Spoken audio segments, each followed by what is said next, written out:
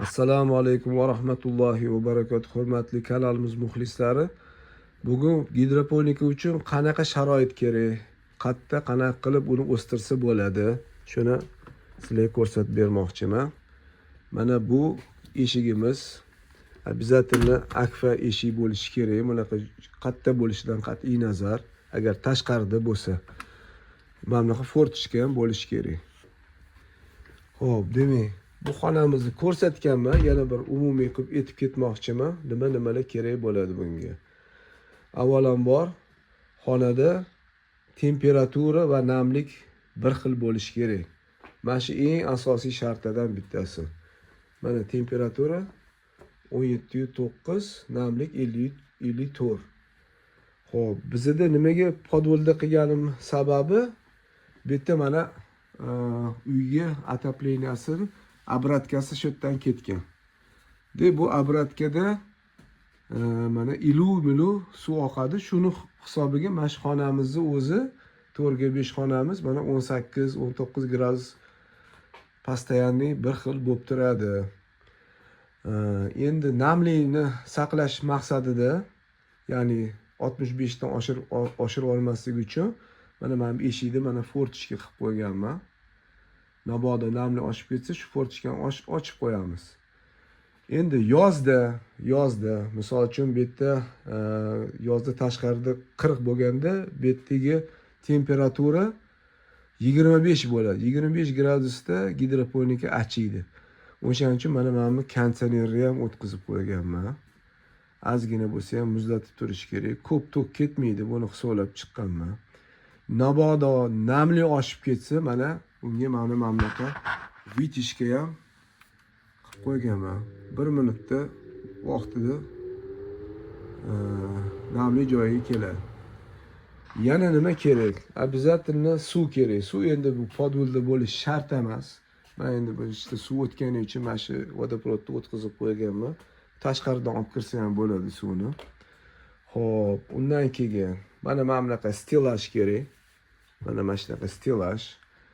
Bu stilajlarga отдельный video qilaman buni, chunki ancha tushuntirish kerak.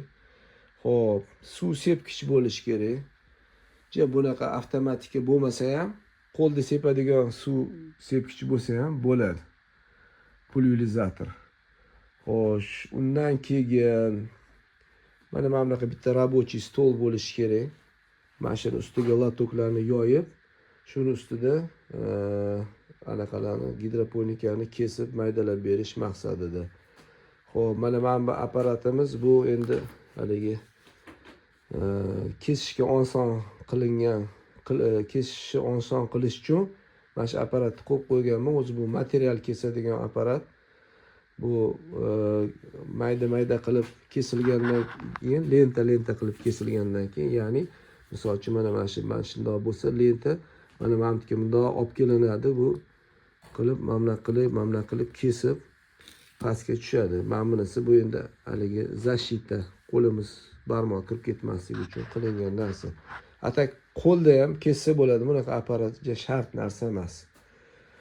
Xo'p, mana bunaqa chelaklar kerak bo'ladi suvga, mana anaqani arpani ivitishga.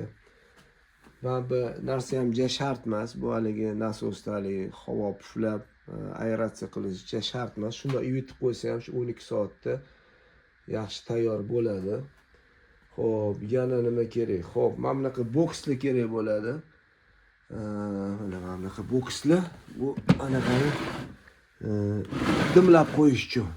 2 kun dimlanadi, bilasizlar. Xo'p, keyin mana bunaqa boks ham kerak.